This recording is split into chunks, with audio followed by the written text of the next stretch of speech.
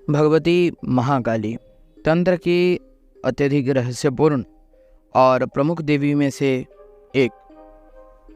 इन्हीं को ही इनके दूसरे नाम आद्या, महाकाली, भद्रकाली आदि नामों से जाना जाता है। तंत्र विद्या जो है माता काली से ही प्रारंभ होती है तथा 10 महाविद्याओं में माँ का जो रूप है वो सर्वप्रथम है।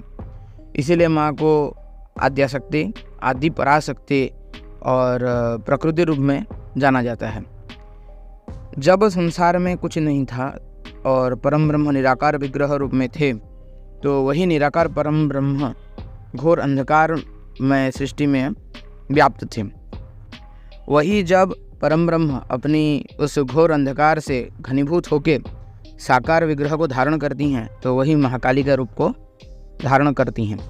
वही महाकाली ही जब सौम्य रूप में होती हैं, तब वो श्वेत काली के रूप में भगवती भुवनेश्वरी के रूप में अवतरित होती हैं और रक्त काली के रूप में त्रिपुरा में अवतरित होती हैं।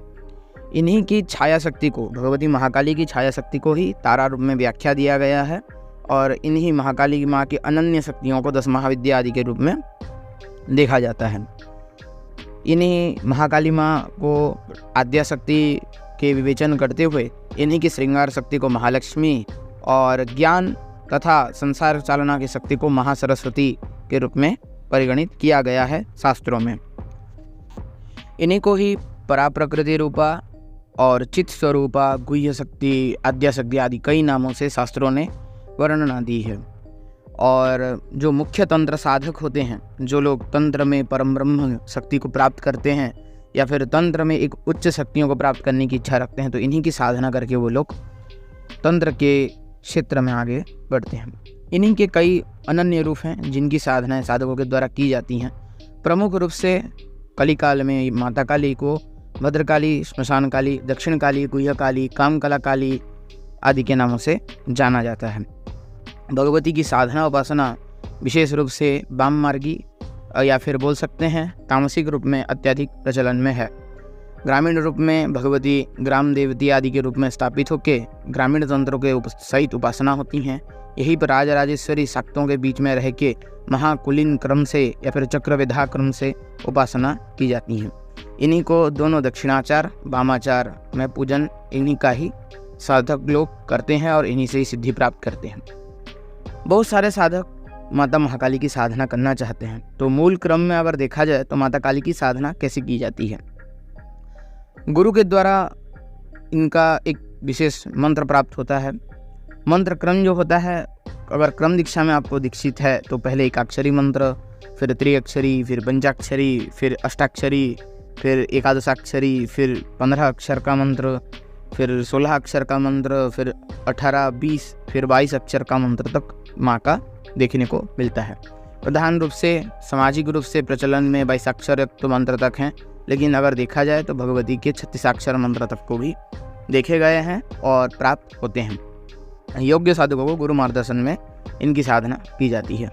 भगवती महाकाली भोग और मोक्ष देने में समकक्ष हैं, अर्थात माँ से अगर सही कहा जाए तो भोग और मोक्ष दोनों प्राप्त होता है, लेकिन साधक की साधना ही भोग और मोक्ष का रास्ता खोलने में सहायता होती है, क्योंकि भगवती ज़्यादातर निर्गुण निर्विकल्प अवस्था में रहती हैं और इन्हीं को प्रत्यक्ष करने के लिए, साक्षात्कार करने के लिए साधक को अपनी चित्त शक्ति या फिर चेतना शक्ति को ऊर्ध्वमुखी करते हुए, कुंडलिनी जागरण आदि करते हुए अपनी कुंडलिनी शक्ति सहस्त्रार में पहुँचा कि इन्हीं का दर्शन करना पड़ता है, तभी भगवती के साक्षात्कार होते हैं बोल के कहा गया है। ये सारे विषय जो हैं ये उच्च कोटि के साधक और गुरु के सानिध्य में किए जाने वाले विषय हैं। किंतु जो सामान्य साधक है वो जगदम्बा की उपासना किस तरह से कर सकते हैं। अगर आप जगदम्बा की उपासना करना चाहते हैं तो आगे चल के मैं आपको कुछ मंत्र बताऊंगा, उस मंत्र से आप भगवती की उपासना बिना दीक्षा के भी अपने जीवन में कर सकते हैं। तो विशेष रूप से जब आप भगवती की उपासना करना चाहते हैं तो सबसे प्रथम चीज़ ध्यान देने योग्य यह है कि भगवती का जो विग्रह है वो पूर्ण रूपेण तामसिक विग्रह है। इसीलिए भगवती का सौम्य रूप में आप भगवती को अपने घर में स्थापित करें।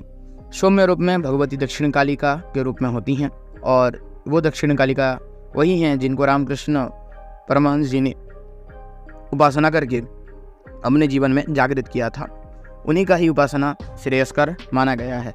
जहाँ पे माँ बर अभय मुद्रा और खड्ग मुंड को धारण किए हुए भगवान शिव के ऊपर आरूढ़ होती हैं और ललत जीवा और मुक्त केश अवस्था में माँ हंसती रहती हैं। उन्हीं विग्रह को अपने घर में रखना चाहिए। साथ ही साथ भगवती का जो उपासना है जब आप घर में करें तो बिल्कुल सौम्य रूप में करें, दक्षिणाचार विधि का अवलंबन करें, किसी भी प्रकार की बलि प्रदान, मांस, मदिरा आदि का प्रयोजन ना करते हुए सामान्य भक्तिपूर्वकता से ही भगवती का घर में उपासना करें। माँ के जो बलि कर्म है वो बलि कर्म अत्यधिक उग्र होते हैं। अगर आपने उन बलि कर्मों को अगर संपादित किया और उसमें किसी प्रकार की त्रुटि हुई तो बलि कर्म में दिए जाने वाले जो बलि हैं वो योगिनियों को तो स्वीकार होते ही हैं, साथ ही साथ माँ की जो उत्तरगणिका शक्ति होती हैं जो निम्न कोटि की होती हैं वो आपके घर में पूर्ण रूपेण स्थापित हो जाते हैं और वैसे परिस्थिति में आपको कई प्रकार की नकारात्मक शक्तियों का प्रॉब्लम अपने घर में चालू हो जाता है। इसीलिए घर में किसी भी प्रकार की बलि कर्म को भगवती के लिए ना करिएगा। अगर करना चाहते हैं तो उचित ब्राह्मणों के निर्देश में सात्विक व्यवहार से बलि प्रदान करें, अन्यथा अगर तामस बलि आदि करने का इच्छुक रखते हैं तो शक्तिपीठों में आज जाके उधर के तंत्राचार्यों से बातचीत करके आप उधर बलि प्रदान कर सकते हैं तामसिक विधाओं से। ये भी किसी उचित आचार्य के सानिध्य और निर्देशन में ही इन सभी क्रियाओं को किया जाए तो उचित सफलता प्राप्त होती है। साधना अगर आप अपने घर में करना चाहते हैं वैसी परिस्थिति में भगवती का साधना का जो श्रेयस्कर समय है वो है संध्या के बाद, अर्थात जब संध्या हो जाए, शाम ढल जाए, उसके बाद जो 7 से लेकर 12 बजे तक का समय है ये गृहस्थों के लिए साधना के लिए उपयोग है। 12 बजे से लेकर 3:30 तक का जो समय है ये प्रॉपर तंत्र दीक्षित साधक या फिर साधना सिद्धों के लिए ही ये जो समय है ये सर्वमान्य कहा गया है। इसलिए अगर आप गृहस्थ हैं, दीक्षित नहीं हैं और आपके गुरु के द्वारा निर्देशन नहीं है तो 7 बजे से लेकर 12 बजे के अंदर आप भगवती की साधना उपासना कर सकते हैं रात के समय। भगवती की साधना उपासना में भगवती को हमेशा आप चाहें अपने घर में तो सरसों के तेल का दीपक आप प्रज्वलित कर सकते हैं, अन्यथा भगवती के लिए घृत का दीपक, तिल के तेल का दीपक आदि आप प्रज्वलित कर सकते हैं। अगर आप भगवती के लिए दीपक प्रज्वलित करते हैं तो उसमें अवश्य आपको 2 बूंद इत्र आदि माँ को अर्पित करना चाहिए, क्योंकि माँ को सुगंधित द्रव्य अत्यधिक प्रिय हैं, इसलिए इत्र आदि अर्पित करके आप भगवती को वो दीपक चढ़ाएं।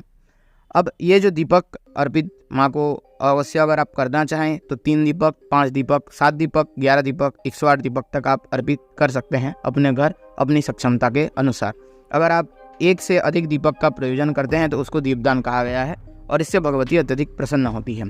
नाम स्तोत्र जाप आदि के मामले में वैसी परिस्थिति में आप भगवती के सतनाम स्तोत्र का पाठ कर सकते हैं, अर्गला स्तोत्र, दुर्गा सप्तशती आदि का आप पाठ करके भगवती को प्रसन्न कर सकते हैं। अगर नाम जाप करना चाहें तो भगवती का जो नाम है वो है श्री कालिका, तो इस नाम का आप जाप कर सकते हैं, फिर श्री काली बोल के भी आप जाप कर सकते हैं।